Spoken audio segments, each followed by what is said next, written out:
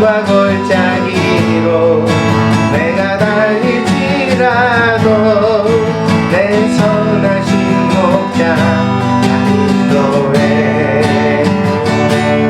나를 푸른 초장과 쉴만한 물가로 내 선하신 목자 나 인도해. 험한 산과 골짜기로 내가 달릴지라도 내 선하신 목자 나 인도해.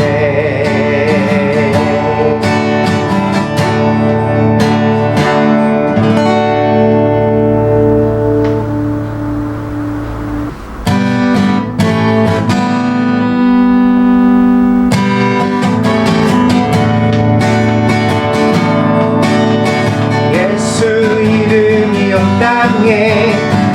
땅에 퍼져가네. 잃어버린 영혼 예수 이름, 그 이름 듣고 돌아오네.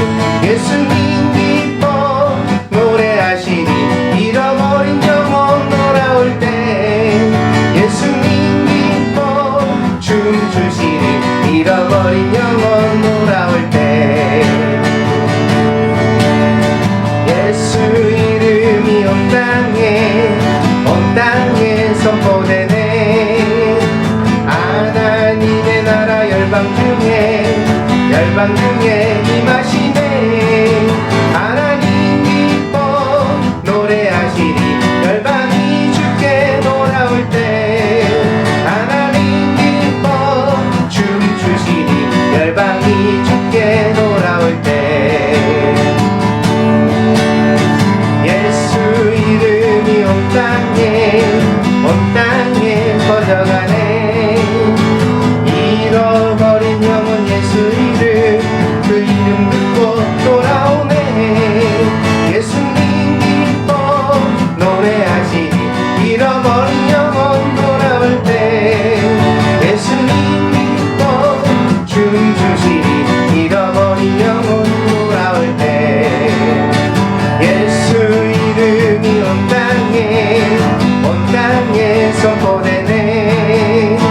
하나님의 나라 열방 중에 임하시네. 하나님 기뻐 노래하시리. 열방이 주께 돌아올 때 하나님 기뻐 춤추시리. 열방이 주께 돌아올 때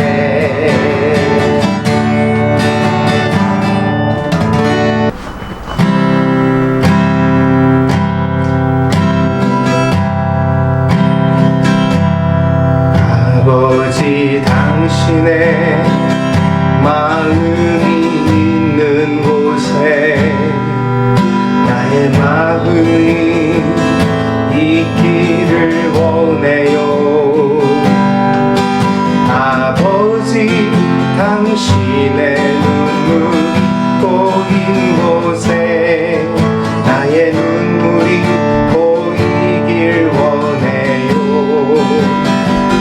아버지 당신이 바라보는 영혼에게 나의 두 눈이 향하길 원해요.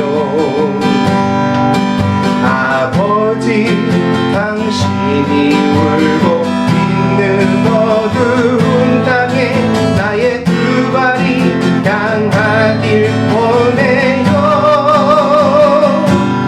나의 마음이 아버지의 마음 알아. 내 모든 뜻 아버지의 뜻이 될 수 있기를 나의 온 몸이 아버지의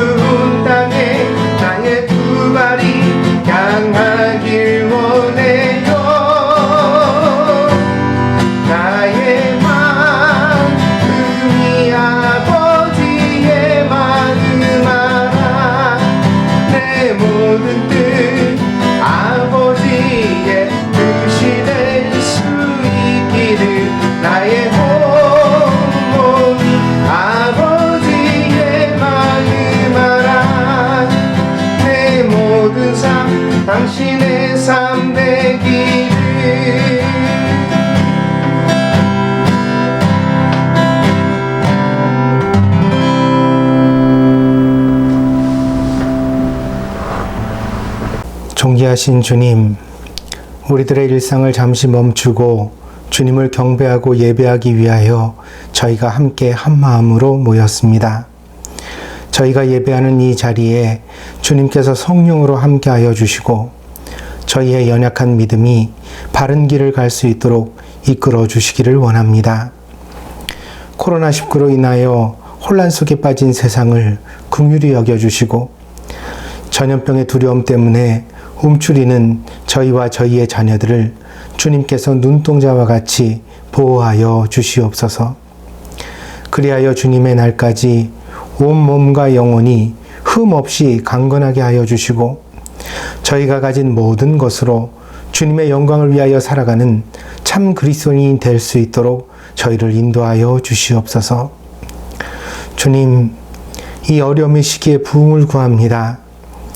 어려움에 처한 교회를 건져주시고 흔들리는 연약한 신자들을 주님의 강한 손으로 붙들어 주시며 이 어려움의 시기를 통하여 오히려 교회가 더 순결하게 되고 그 믿음이 성숙하여질 수 있도록 은혜를 베풀어 주시옵소서. 우리의 느슨하고 게을러졌던 마음을 다시 다잡아 예배 열심을 가지게 하여 주시고 진심으로 참 신자가 되기 위하여 더욱 말씀과 기도에 집중하는 저희가 될 수 있도록 주님께서 성령으로 충만케 하여 주시옵소서. 사랑하는 주님, 저희 이 예배가 주님께는 기쁨이 되고 저희에게는 한없는 은혜가 되게 하여 주시기를 원합니다. 모든 것을 감사드리며 이 모든 말씀 나를 위하여 구속의 십자가를 지신 나사렛 예수 그리스도의 이름으로 기도하였습니다. 아멘.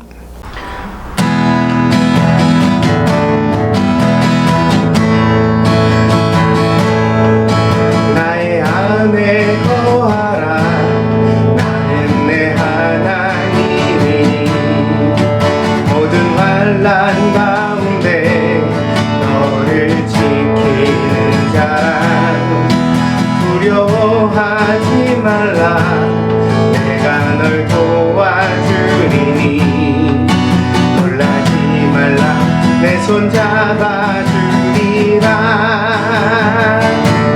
내가 너를 진정하여 불러나니 너는 내 것이라. 내 것이라. 너의 하나님이라. 내가 너를 보배롭고 존귀하게 여기노라. 너를 사랑하는 내 여호와라.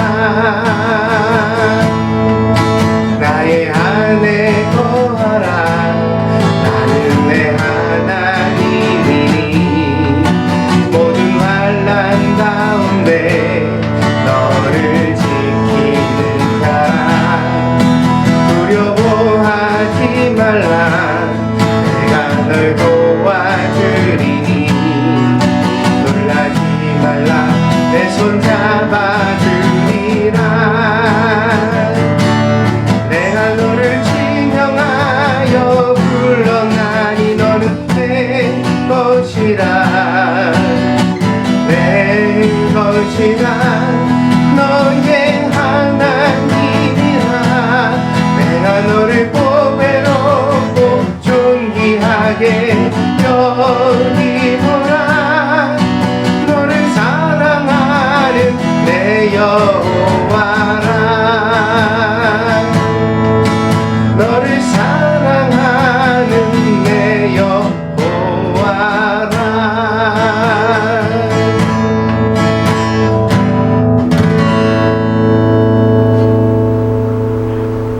오늘 교독문은 이사야 42장입니다.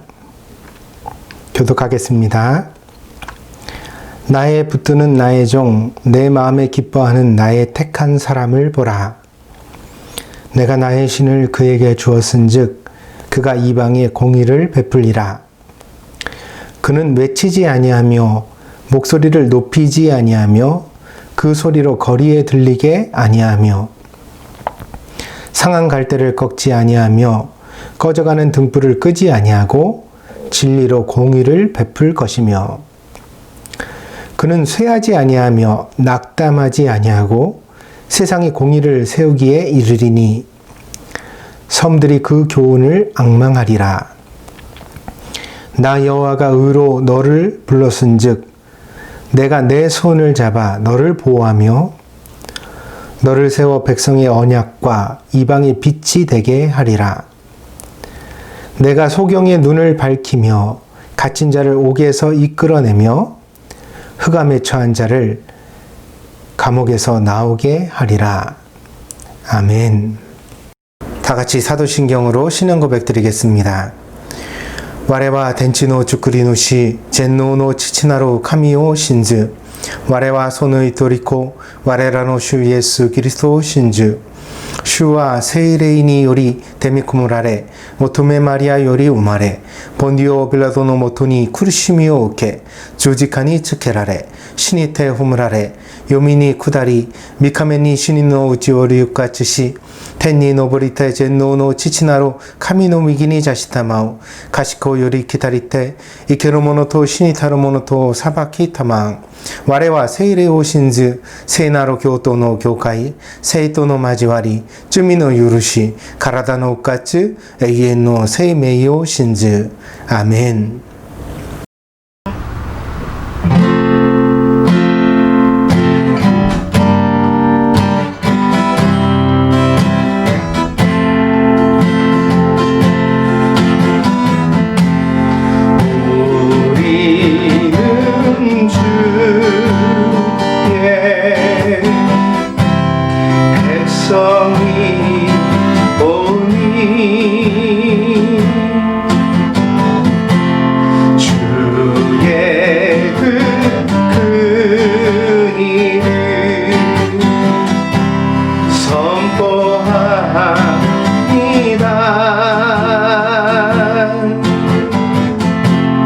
이곳 어두운 세상에 빛으로 부르셨네. 주의 얼굴 구할 때 역사하소서.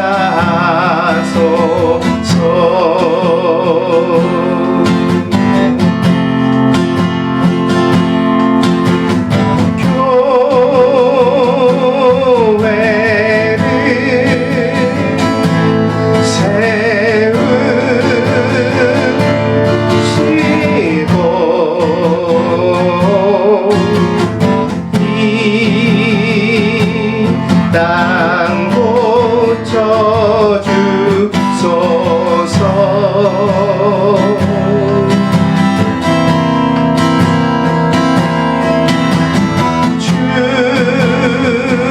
주님 나라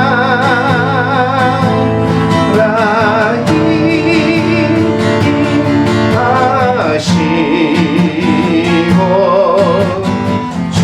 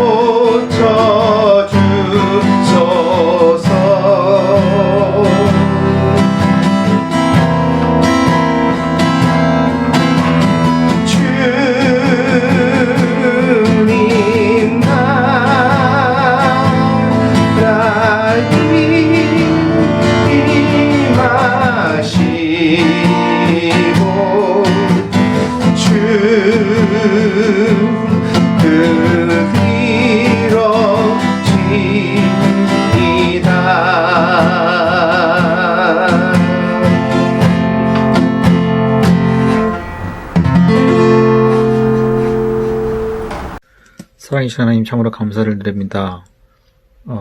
이번 주 한 주간도 주님의 말씀에 의존해서 하나님 생활하게 하시고 하나님 정말 마음속에 찬양과 좀 기도로 생활할 수 있으니 너무나 감사를 드립니다. 특히 정말 이번 한 주간은 한국 고유의 명절 추석을 맞았습니다. 비록 일본 땅에서 한국에 있는 친지 부모님들과 떨어져 있지만 하나님 그 가운데서도 정말 전화로나 하나님 연락을 취해서 보낼 수 있도록 하시면 너무나 감사를 드립니다. 하나님 정말 언제나 정말 몸은 떨어져 있지만 정말 저희들이 머리에서만 기도할 수 있는 하나님 그런 성도들 될 수 있도록 주께서 인도하여 주시옵소서. 특별히 하나님 정말 코로나 바이러스 때문에 아직도 정말 모든 세상이 힘들어하고 있는 상태입니다. 경제적으로나 하나님 생활 면에서나 힘든 상황이 있지만 정말 이럴 때일수록 더 인내하면서 기도하며 이겨나갈 수 있도록 주께서 인도하여 주시옵소서. 하나님 어느덧 2020년도 하나님 9개월이 지나고 이제 10월 첫 주를 맞이했습니다. 정말 저희들이 매일매일 매 순간순간마다 이런 귀한 시간들을 소중히 여기며 생활할 수 있도록 도와주시옵소서. 특별히 정말 가을에 정말 좋은 계절의 시간에 정말 저희들이 성경 말씀을 더 가까이 하며 말씀에 의존해서 생활할 수 있는 우리 성도들 될 수 있도록 계속 도와주시옵소서. 특히 정말 모여서 예배드리지 못하고 각 가정마다 예배를 드리고 있는 상황입니다. 이럴 때일수록 정말 가족이 더 하나가 되어서 서로 정말 주의 말씀들을 나누는 그런 귀한 시간들 될 수 있도록 허락하여 주시옵소서. 하나님 정말 한국에 정말 잠시 가 있었던 우리 김종선 목사님 이제 곧 돌아올 시간인데 하나님 오고 가는 가운데 주께서 함께하여 주시고 특별히 정말 그 시간마다 정말 어떤 아무런 어려움 없이 잘 기억할 수 있도록 주께서 인도하여 주시옵소서. 하나님 그로 통해서 정말 저희들이 이 일본 땅에서 정말 주의 말씀들을 증거하며 살아나갈 때마다 하나님 서로가 정말 말씀을 선포할 수 있는 그런 성도를 되게 허락하여 주시옵소서. 하나님 이 시간에 정말 우리 교회 성도들을 위해서도 드립니다. 하나님 귀국을 앞두고 있는 우리 성도님들 또한 정말 그 갈 길마다 주께서 인도하여 주시고 정말 결정하기까지 많은 시간과 힘듦이 있었겠지만 하나님 기획하는 일정 동안 주께서 인도하여 주시옵소서. 특별히 하나님 정말 이럴 때일수록 정말 저희들이 서로 의지하며 기도로서 나눌 수 있는 그런 성도들 되게 도와주시옵소서. 하나님 이 시간에 우리 이명희 권사님 김정선 목사님 어머님에서 또한 기도드립니다.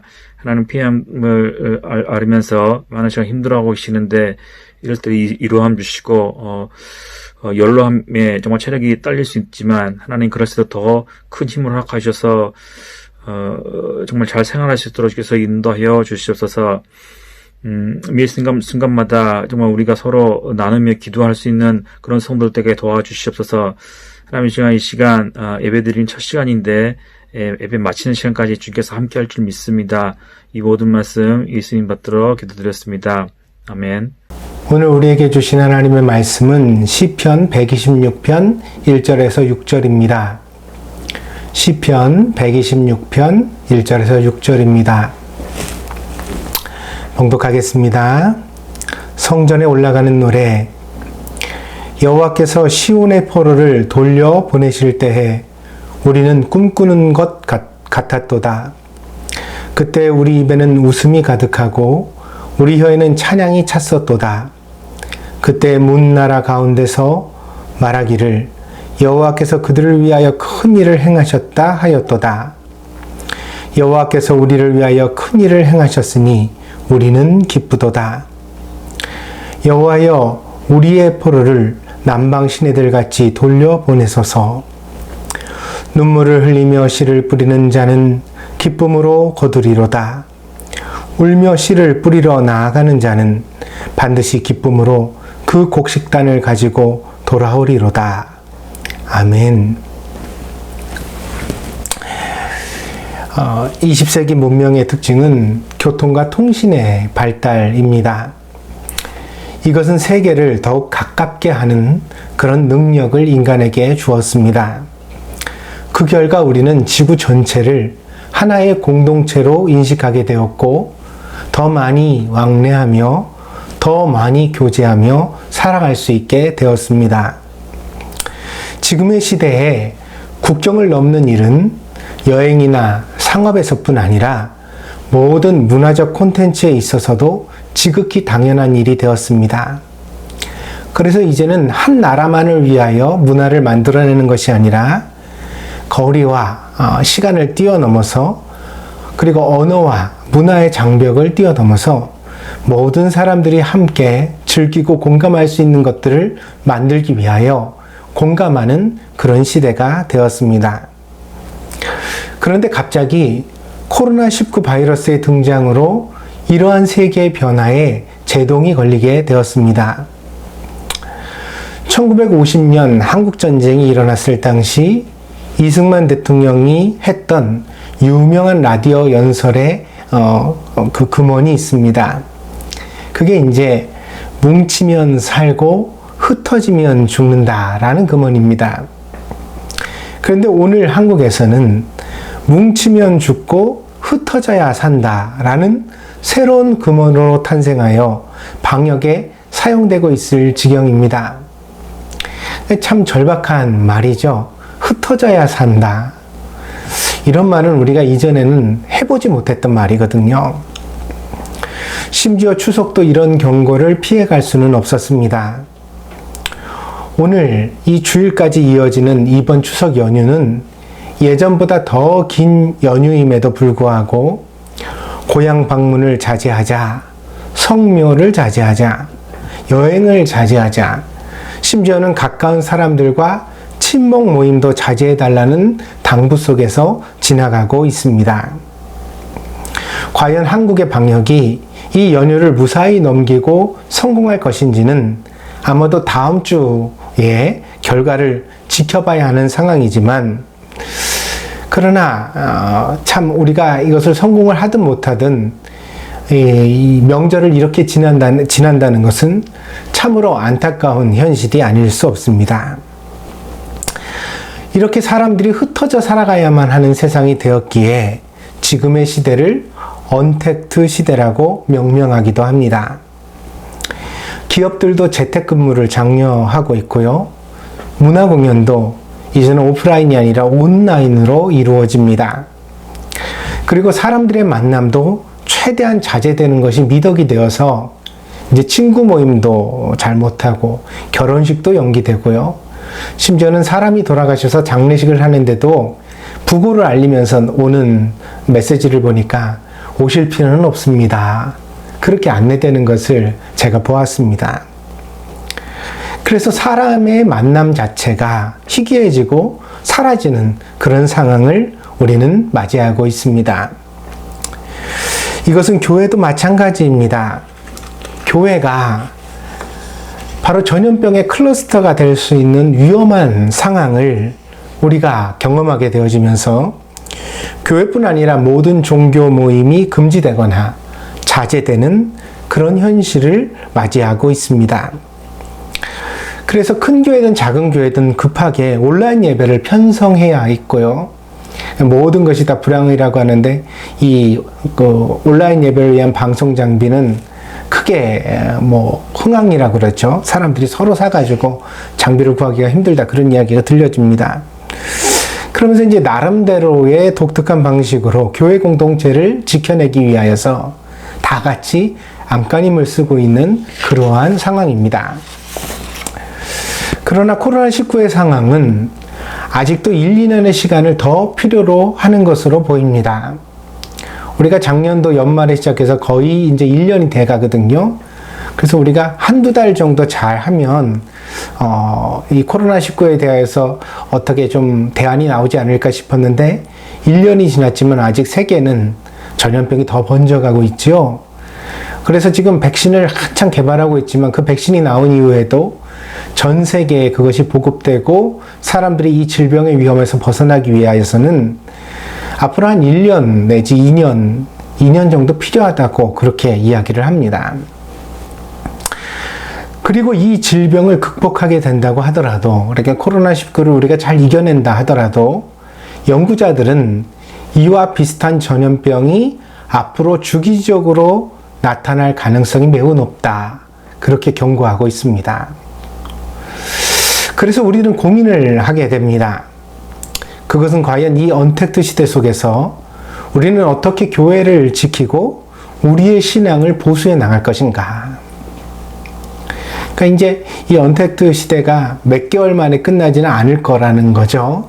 그리고 또 뭐 1년, 2년 이렇게 해서 이번 코로나19는 한 3년 정도 될 것 같은데, 그것이 지나서 조금씩 또 우리의 일상이 회복된다 하더라도 비슷한 질병이 또 찾아오게 된다면 또 이런 상황을 우리가 맞이하게 될 것 아니냐는 것입니다. 그럼 이제 이런 시련이 계속 파도와 같이 밀려오는 미래 속에서 그럼 언제까지 우리는 온라인 예배로 대체되어지고 또 그러면서 과연 우리 신앙을 한결같이 지켜나갈 수 있겠는가? 그런 고민, 참 심각한 고민을 우리가 하게 됩니다. 우리는 우리만 예수 그리스도를 잘 믿을 것이 아니라 우리 다음 세대에 온전한 신앙과 교회를 물려주어야 할 사명을 가지고 있습니다. 때문에 앞으로 어떤 상황이 온다 하더라도 우리는 그것을 잘 극복해야만 합니다. 그리고 또한 우리가 소중히 여기는 교회와 신앙을 지켜내고 물려줄 수 있는 그런 그리스도인이 되어야만 합니다. 오늘의 본문은 이스라엘의 역사적 경험을 그 배경으로 하고 있습니다. 이스라엘은 역사 속에서 바벨론에 의하여 나라가 망하고 이스라엘 사람들이 포로가 되어서 먼 이국 땅으로 이주되었던, 강제 이주를 당했던 그런 경험이 있습니다. 바벨론은 지금의 이라크 지역에서 일어났던 거대한 제국입니다. 주변의 나라들을 힘으로 정복하였고 또한 그 문화가 융성하여서 자기의 문화를 가졌을 뿐 아니라 주변국들의 문화를 또 받아들이고 융합해서 그렇게 자기 주변에 있는 나라들에게 보급해 갔습니다.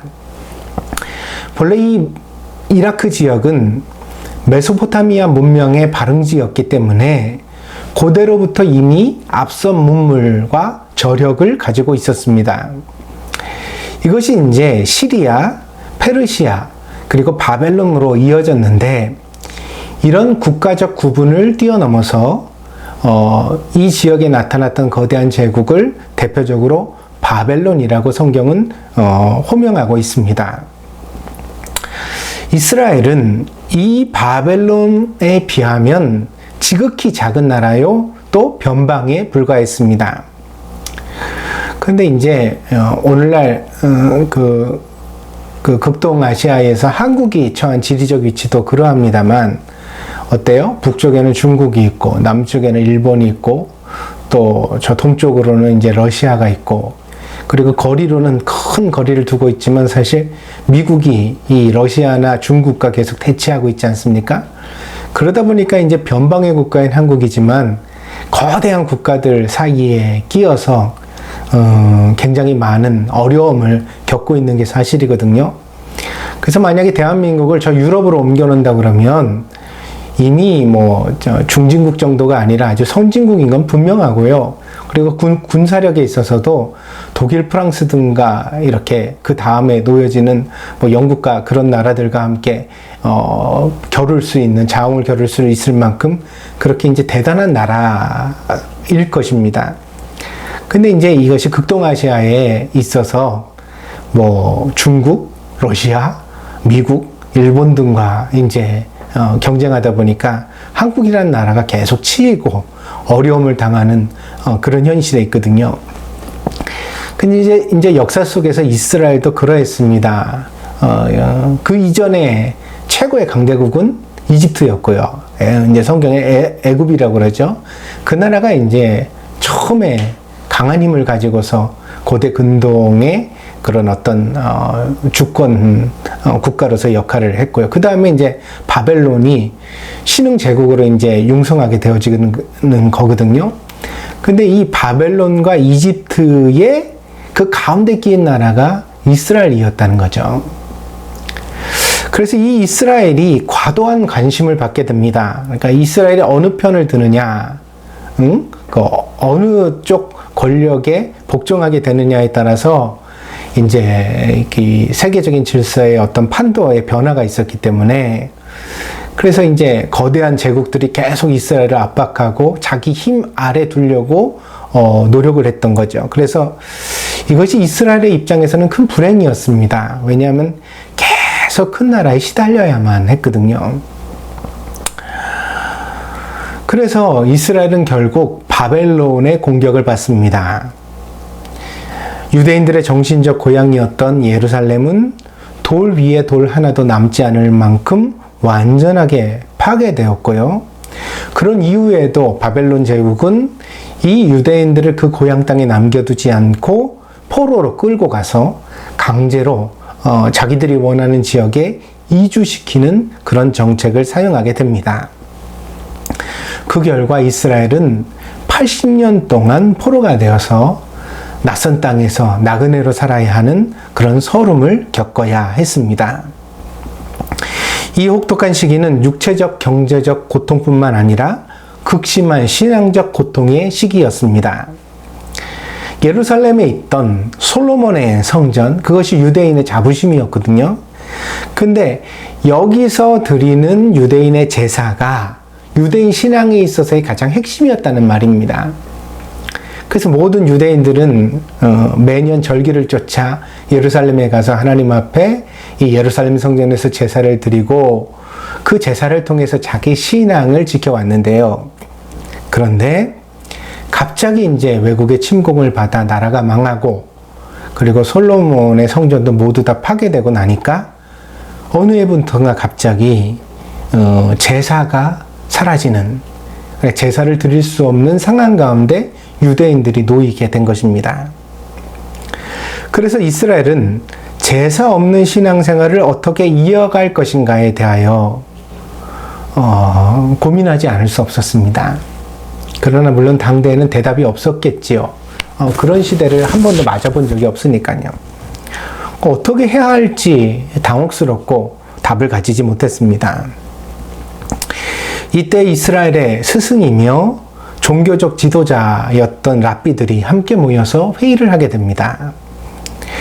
이들은 그 시대에 유대인의 생존의 길을 모색하면서 그 시대적 사명을 무겁게 받아들였습니다. 이 시대 속에 어떻게 유대인의 정체성과 그 민족적 정체성과 그 정신적 정체성을 지켜주는 신앙을 지켜갈 것인가, 후대에 이어줄 것인가, 그걸 이제 고민하게 되어지죠.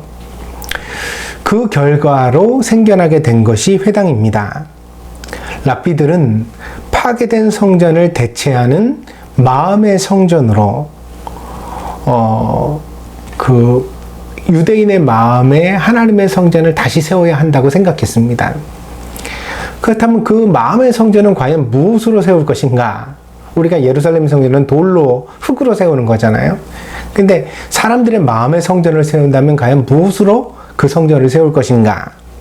그래서 그때 랍비들이 주목하고 다시 생각하게 된 것이 바로 율법, 이제 히브리어로는 토라라고 말하는 것입니다. 랍비들은 이 율법을 통하여 바로 사람들의 마음속에 하나님의 성전을 다시 세울 수 있다고 생각했습니다. 포로의 상황에서 하나님께 제사를 드리지는 못하지만 유대인이 하나님의 말씀을 마음에 담을 수 있다면, 유대인 한 사람 한 사람이 이 토라를 묵상하고 이 토라의 뜻을 깨달아서 하나님의 마음을 자기 마음 안에 가질 수 있다면, 바로 그 율법이 신앙과 유대인의 정체성을 지켜주고 민족적 회복의 길로 인도하여 줄 것이라고 믿었던 것입니다. 그래서 이때부터 랍비들은 8세가 되면 모든 유대인의 아이들을 갖다가 회당에 모아서 율법을 암송하게 하고, 그리고 또 모든 유대인들은 금요일 혹은 토요일에 저녁에 회당에 모여서 예배를 드렸습니다. 회당의 예배가 이때부터 이제 만들어지게 되어집니다. 이 회당의 예배는 모두 크게 네 부분으로 구성되었는데요. 첫째는 랍비나 인도자가 기도에 초청을 합니다. 오늘날도 이제 예배를 드릴 때 목회자가 묵상 기도를 드리잖아요. 그렇게 예배 초청의 기도를 인도자가 먼저 하고요. 그리고 둘째는 모든 회중이 뜨겁게 기도했습니다. 그래서 회중들이 각기 다 이렇게 앉아가지고요. 회당에 앉아서 하나님 앞에 뜨겁게 열렬히 기도하는 시간을 가졌고요. 그리고 세 번째는 율법을 낭독하거나 그 율법에 대하여 강론을 하는 시간을 가졌습니다. 그래서 이제 성경을 읽는 거죠. 그리고 그 성경을 읽을 뿐 아니라 읽은 것에 대하여서 누군가 이렇게 풀이를 하는 그런 강론하는 시간을 가졌고요. 그리고 마지막 네 번째로는 인도자가 축도를 합니다. 이때 이제 이 축도라는 개념이 처음 유대인의 예배에 들어오게 되어지는데요. 이 축도가 바로 민수기 6장 24절에서 26절에 있는 내용을 이제 적용하고 변형한 것입니다. 제가 한번 읽어드리겠습니다. 민수기 6장 24절, 26절입니다. 여호와는 내게 복을 주시고 너를 지키시기를 원하며 여호와는 그의 얼굴을 내게 비추사 은혜 베푸시기를 원하며 여호와는 그 얼굴을 내게로 향하여 드사 평강 주시기를 원하노라 할지니라 하라. 그래서 여기 이제 언급되어져 있는 이 부분을 가지고서 이제 그 인도자가 축도를 하게 되었습니다. 예배 내용이 매우 단순하지요. 네 가지밖에 없었으니까요. 네 가지 단계밖에 없었으니까요. 그러니까 왜 이렇습니까? 어려운 시기에 만들어진 예배 형식이기 때문에 예배의 가장 핵심만 줄이고 나머지는 과감하게 생략한 것입니다. 그래서 포로로 끌려가 있는 상황인데 시끄럽게 찬양을 화려하게 드리거나 어떤 형식을 잘 갖추기는 것이 힘들었겠죠. 그런 상황 가운데서 그럼 우리가 꼭 해야만 되는 것이 무엇이냐? 이렇게 이제 유대인들의 랍비들이 고민을 했더니 그 예배 형식이 나온 것이 기도와 말씀, 마지막에 축도, 이 정도로 간추려졌던 거죠. 그래서 모든 유대인들이 이 기도와 말씀이라는 아주 단순한 예배를 이제 드리게 된 것입니다. 그 결과 이 회당은 유대인이 사는 곳이면 어디나 존재하는 필수적인 조건이 되었습니다. 그래서 심지어 오늘까지 이 회당은 이르게 되어집니다. 그래서 유대인들이 이제 세계에 흩어져 살 때 그 흩어져 사는 도시를 디아스포라라고 하거든요. 근데 여기는 늘 회당이 있습니다. 회당이 없으면 유대인이 살아갈 수 없다. 그렇게 이야기되어집니다. 역사적으로 이스라엘이 바벨론의 포로의 그런 경험을 가졌던 것은 80년의 시간입니다. 짧다면 짧고 길다면 긴 시간이지만 회당의 역사는 이것으로 끝나지 않았습니다. 포로에서 돌아온 유대인들이 예루살렘의 성전을 다시 지었거든요.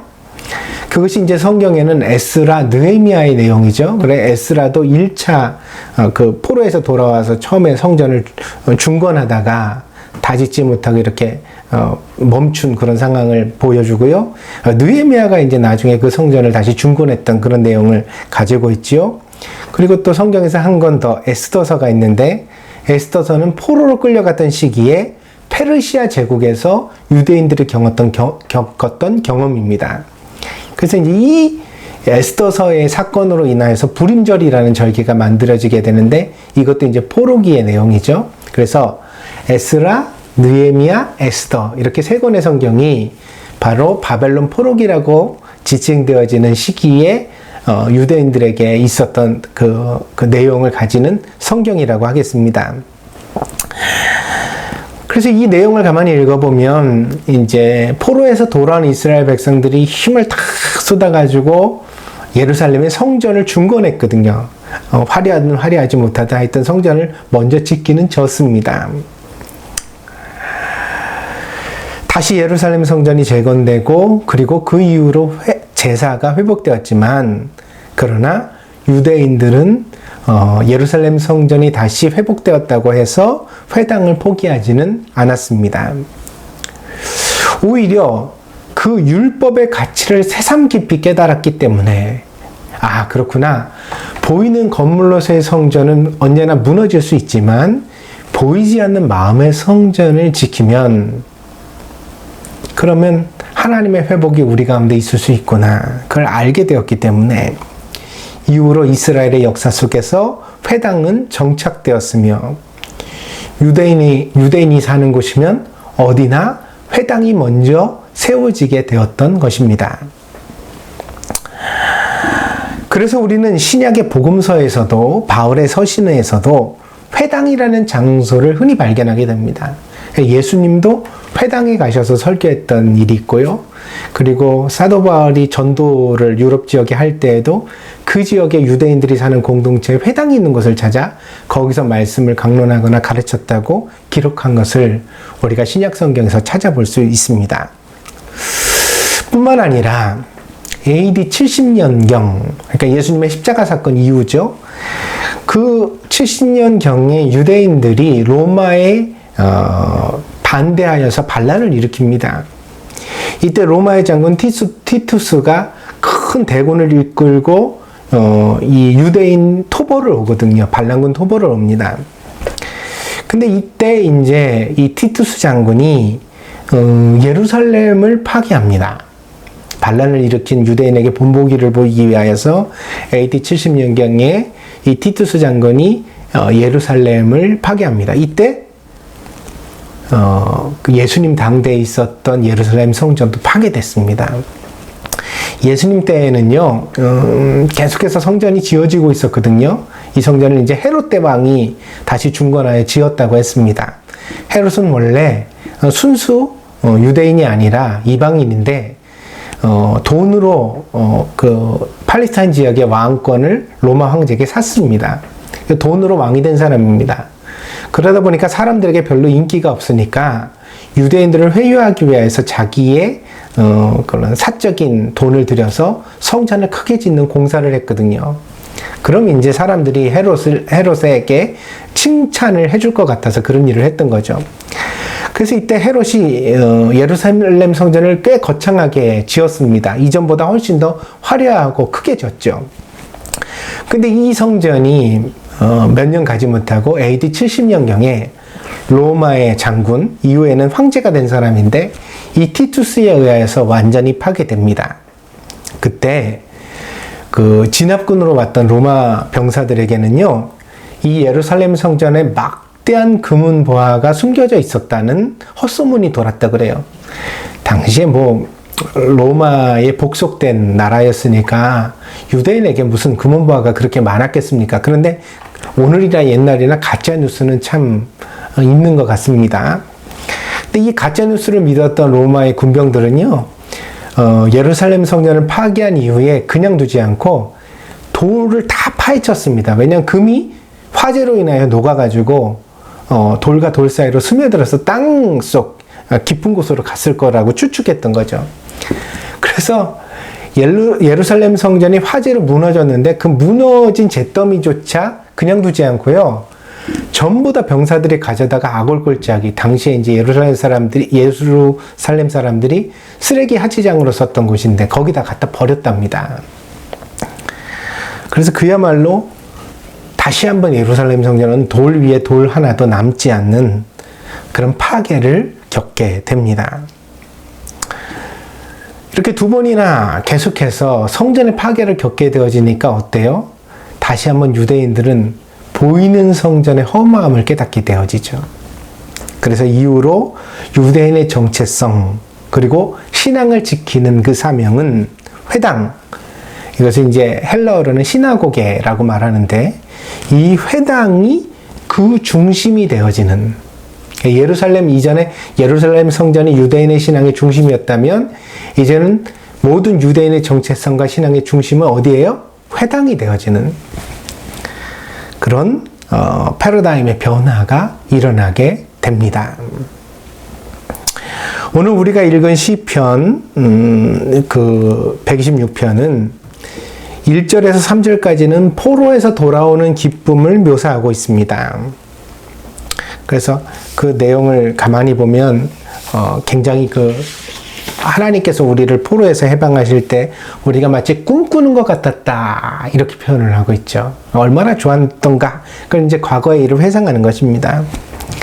그리고 4절은 이제 기도의 내용인데요. 4절은 여호와여 우리의 포로를 남방 시내들 같이 돌려보내소서 이렇게 되어지는데 이것은 복합적입니다. 왜냐하면 과거에 이런 기도를 이스라엘 백성들이 했었고요. 하나님, 우리를 남방 시내들 같이 우리의 고향 땅으로 돌아가게 해주세요. 이런 기도를 했었던 경험에서 나오는 그런 기도죠.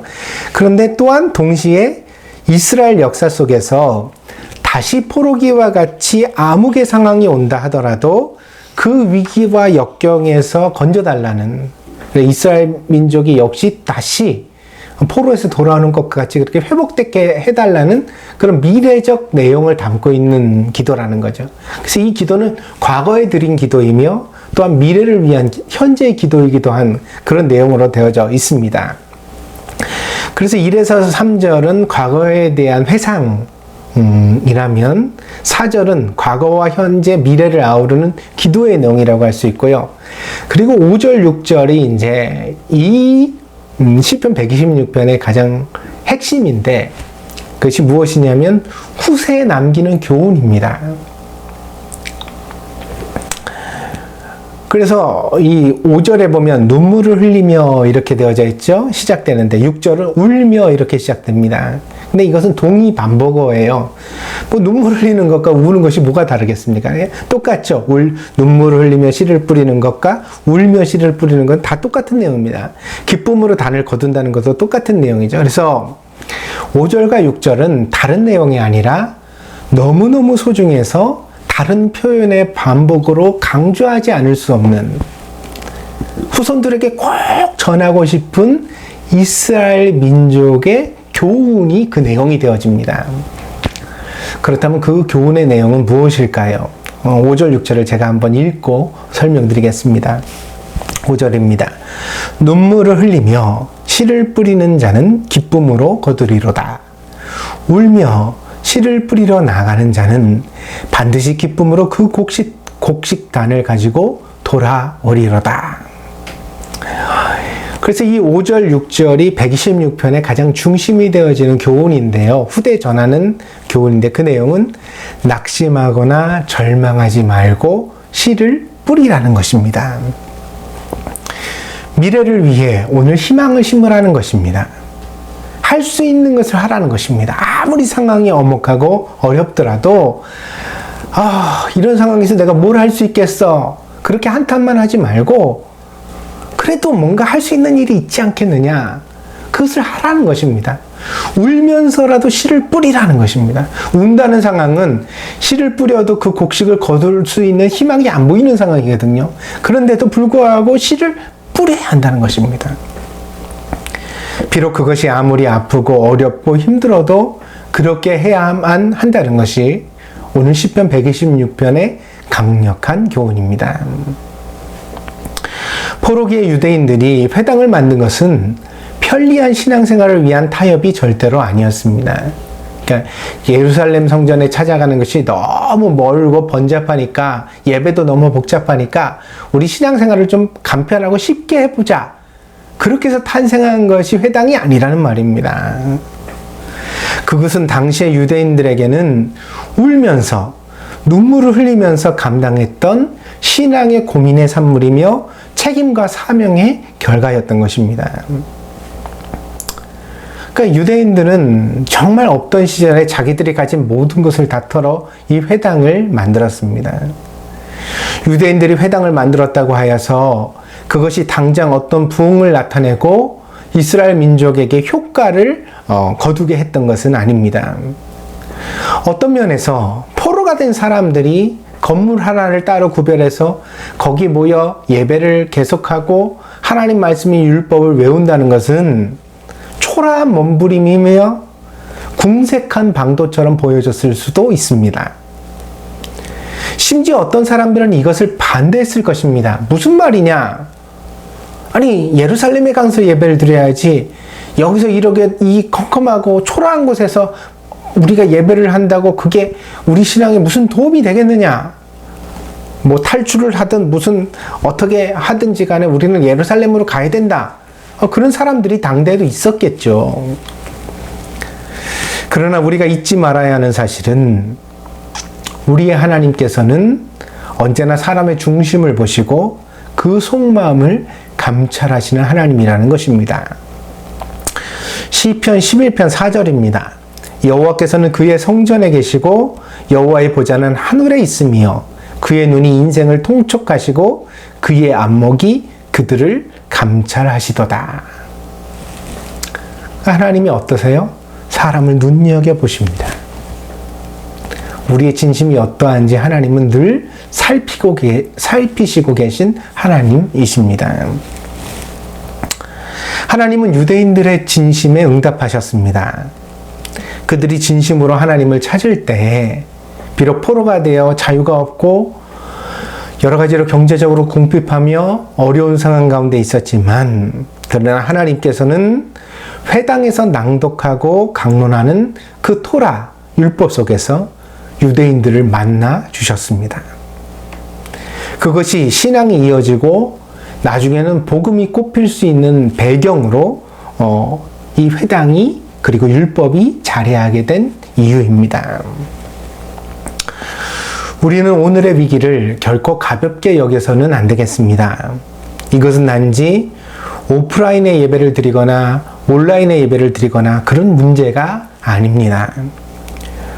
우리는 복합적인 징조들에 대하여서 깊이 생각해 보아야만 합니다.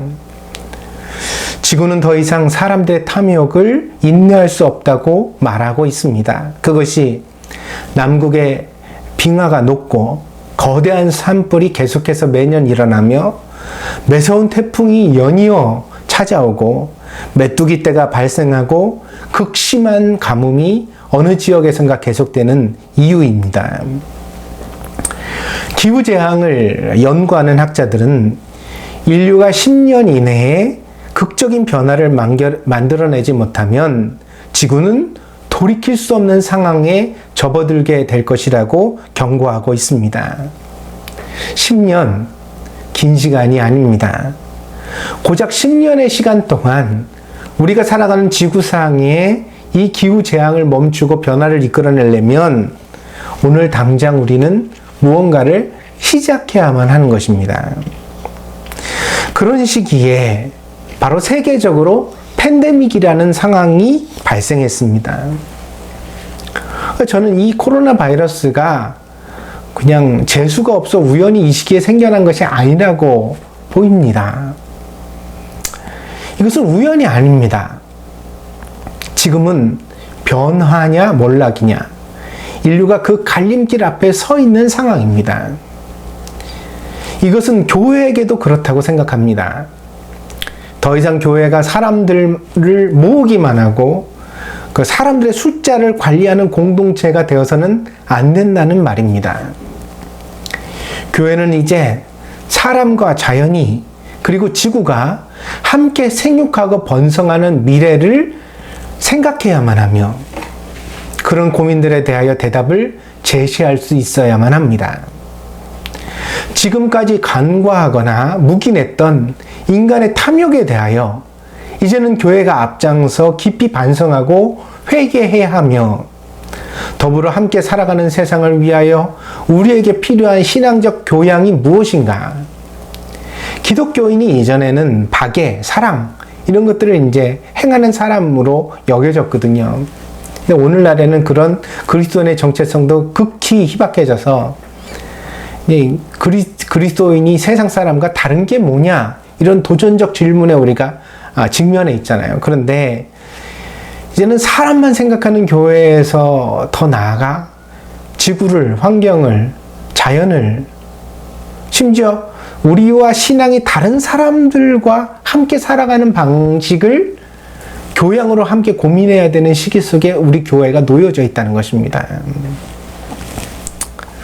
그런 점에서 언택트 시대의 언택트 시대는 교회의 몰락이 예고되는 시대이며 동시에 패러다임 시프트, 그러니까 인식의 전환이 일어나는 부흥의 시대의 가능성도 내포되어 있다고 생각합니다. 여기서 우리가 잘못된 선택을 하게 된다면 그야말로 그간에 이루었던 모든 어떤 공든탑이 무너지게 될 것이 보입니다. 그러나 또 이 위기의 시기에 우리가 바른 대답을 찾아낼 수만 있다면, 올바른 대답을 세상에 제시할 수만 있다면 우리는 오히려 부흥의 미래를 맞이할 수 있을지도 모릅니다. 오늘 본문의 내용과 같이 기쁨으로 그 열매를 거두는 풍성한 추수가 우리에게 주어질 수도 있다는 것입니다. 그러나 그런 미래는 그냥 되어지는 일은 아닙니다. 누군가는 지금 이 어려운 상황 속에서 눈물로 씨를 뿌려야만 그런 미래가 가능합니다. 생존이 위협받는 시기이지만 임대료 걱정에 줄어가는 헌금 타령만 할 것이 아니라 어떻게 하면 신자들을 교회 울타리 안에 가두어 둘 것인가에 대하여 고민할 것이 아니라 바로 지금 우리는 이 시대에 맞는 신앙의 방법, 부흥의 길을 새롭게 모색해야만 한다는 것입니다. 그래서 이스라엘 백성들이 어려운 시대 속에 회당과 율법이라는 옥동자를 낳았던 것처럼 우리는 이후의 기독교의 천년을 이끌어갈 새로운 교회에 대한 새로운 신앙의 방법을 이제 함께 고민하며 찾아야만 하는 것입니다. 사랑하는 여러분, 이것이 저와 여러분의 사명입니다. 몰락한 교회를 아이들에게 물려줄 수는 없습니다. 텅텅 비어버린 예배당, 노인들만 앉아있는 교회를 우리의 자녀들에게 물려줄 수는 없습니다. 저는 소박한 예배당을 짓고 아이들이 교회 마당에서 뛰어노는 그런 신앙생활을 사모했습니다. 그런 조건만 저에게 주어진다면 더는 욕심 없이 평생 말씀에 전념하며 무명한 삶을 받아들이겠다고 스스로 생각해 왔습니다. 그러나 하나님은 제 인생 속에서 늘 보이는 예배당을 지워 오셨습니다. 하나님의 지우개가 제 인생의 시간을 스쳐갈 때마다 저는 이사하며 또 이사하며 여기까지 와야 했습니다. 그리고 이제 깨닫습니다. 하나님은 저에게 다른 길을 찾으라고, 다른 방법을 시대 속에 제시해 보라고 말씀하고 계신 것 같습니다. 저는 그래서 이것이 저의 사명이며 또한 우리 동경드림교회의 사명이라고 생각하게 되었습니다. 사랑하는 여러분, 우리는 지금 우리를 향한 하나님의 음성에 귀를 기울이고 함께 응답해야만 합니다. 오프라인 예배가 사라지고 편리함을 느끼는 분들도 있을 것입니다. 어떤 분들은 이런 시기의 신앙생활이 무슨 의미가 있느냐 허무함을 느끼기도 할 것입니다. 그러나 오늘 이 상황 속에서 여러분의 마음에 조금이라도 신앙이 있다면, 겨자씨만한 믿음이라도 살아있어서 그리스도를 위하여 기꺼이 십자가를 지겠다는 마음이 조금이라도 있으시다면 지금 여러분은 저와 함께 깊이 기도하며 이 시대 속에 하나님이 주시는 대답을 찾아가야 할 것입니다. 우리가 울면서 씨를 뿌려야만, 울면서라도 씨를 뿌릴 그 방도를 찾아야만 비로소 우리는 희망을 찾을 수 있을 것입니다.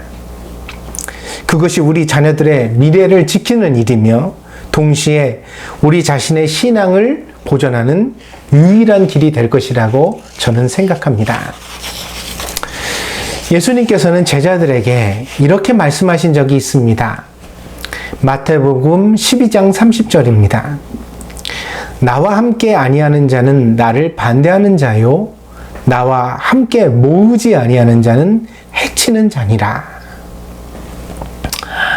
한마디로 신앙에는 회색지대가 없다는 말씀입니다. 신앙에 있어서만큼은 방관자는 그냥 방해자일 뿐입니다. 그러면 우리는 신앙 앞에 늘 뜻을 정해야 합니다. 우리는 우리의 사명에 대하여 응답해야만 합니다. 과연 이 시대 속에서 우리는 어떤 그리스도인이 될 것인가? 교회를 몰락시키는 그리스도인이 될 것인가? 아니면 위기와 역경 속에서 교회를 지켜낸 그리스도인이 될 것인가? 만약 우리가 후자가 되고 싶다면 울며 씨를 뿌리는 길을 묵묵히 걸어가야만 할 것입니다. 여러분의 삶을 그리스도께 바치십시오.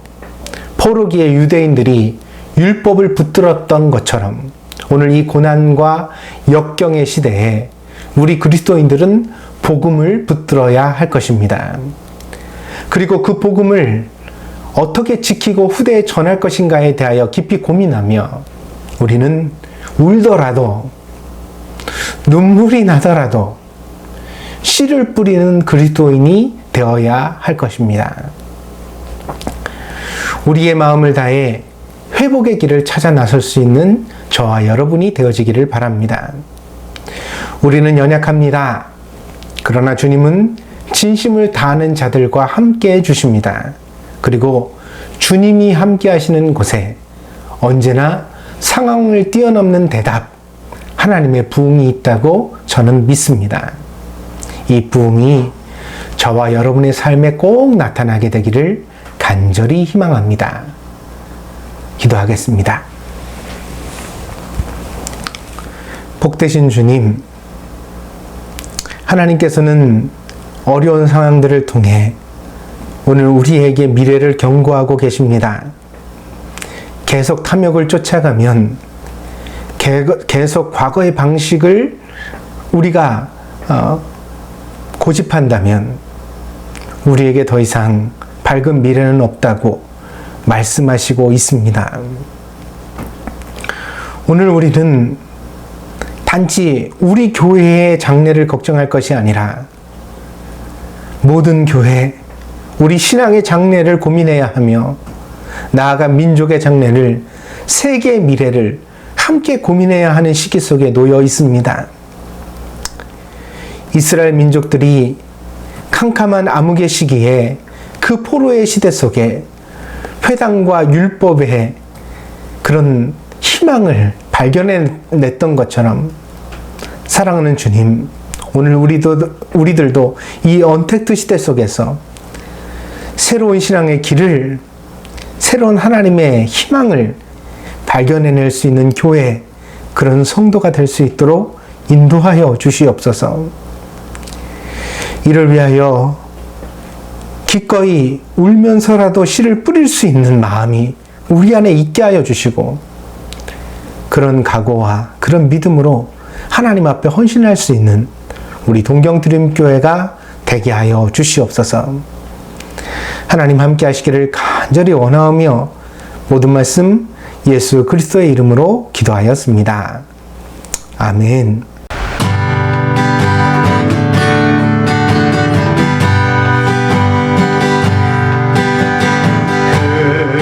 그날에 하늘이 열리고 모든 이가 보게 되리라. 마침내 꽃들이 피고 영광의 주가 오시리라. 꽃들도 구름도 바람도 넓은 바다도 찬양하라 찬양하라 예수를. 하늘을 울리며 노래해 나의 영혼아. 은혜의 주 은혜의 주 은혜의 주.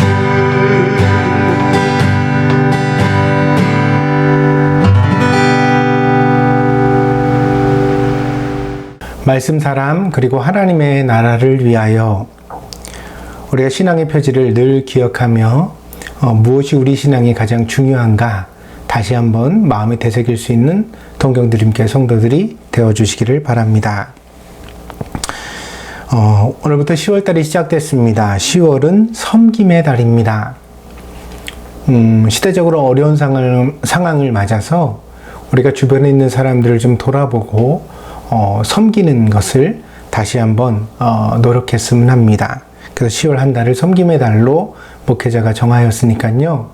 여러분들 주변에 우리의 섬김을 필요로 하는 분들이 누가 있는지, 또 그런 도움을 필요로 하는 곳이 어디가 있는지 다시 한번 살펴주시고 섬기기 위하여서 다 함께 노력해 주시는 한 달이 되어지기를 바랍니다. 코로나19 바이러스에 대한 주의가 필요합니다. 마스크, 손 씻기, 사회적 거리두기 계속해서 다시 한번 강조하여 주시고, 이 질병이 오래되다 보니까 우리 마음의 경계심이 조금 느슨해지고 또 지루해지는 것도 사실입니다. 그러나 아직까지 우리가 안심할 수 있는 단계가 되지 않았으니까요. 여러분들 다시 한번 마음을 다잡아서 끝까지 최선을 다하여 방역에 함께 임하여 주시기를 당부를 드립니다. 예배 특송과 대표 기도에 참여를 바랍니다. 그랬습니다.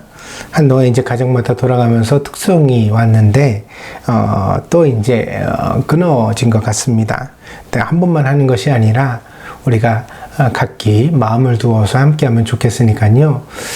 두 번째 할 때는 더 잘하실 수 있을 겁니다. 그리고 하나님 앞에 최선의 노력을 드리는 것은 참 귀한 일이니까요.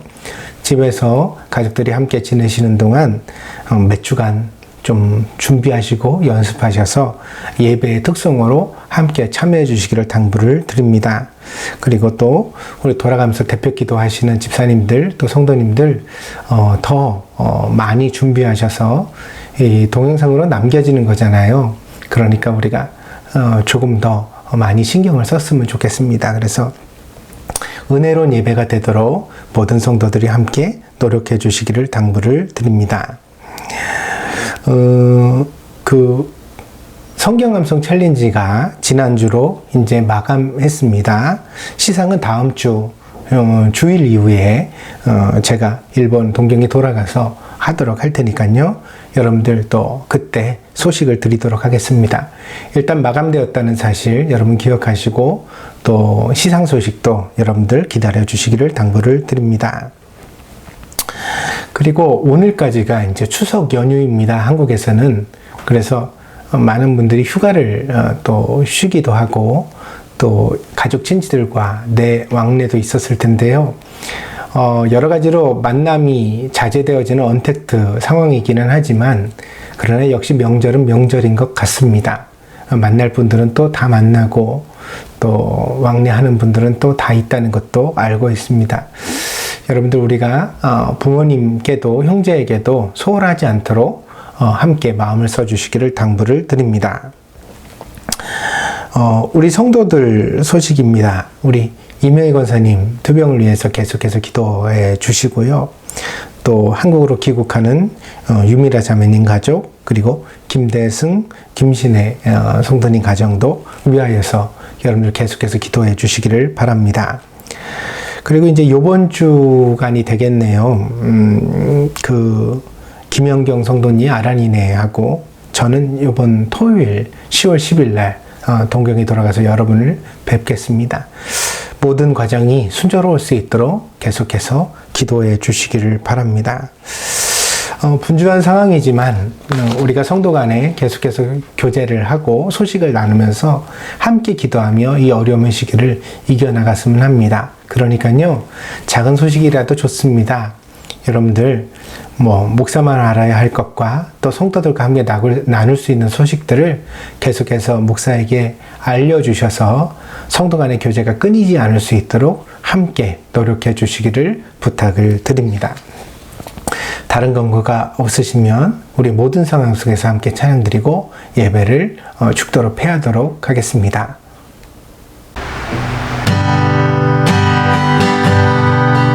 내 영혼이 확정되고 확정되어 싸우니 믿음에 눈들어 주를 바라봅니다.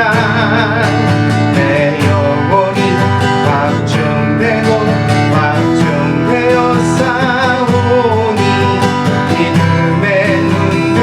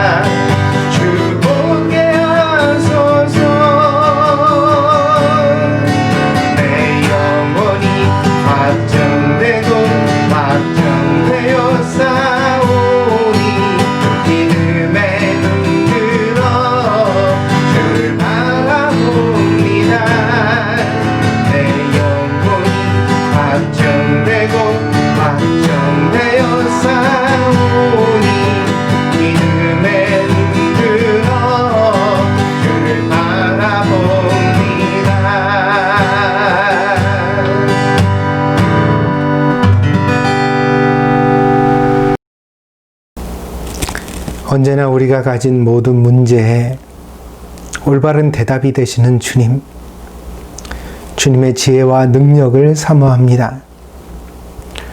오늘도 사랑하는 성도들이 마음과 뜻과 정성을 다하여 하나님 앞에 예배하였사오니 하나님이 이 예배를 통하여 우리가 하나님의 지혜를 얻게 하여 주시고 마땅히 그 복을 누릴 수 있는 복된 성도가 될 수 있도록 성숙하게 변화하는 그런 시간이 될 수 있도록 인도하여 주시옵소서.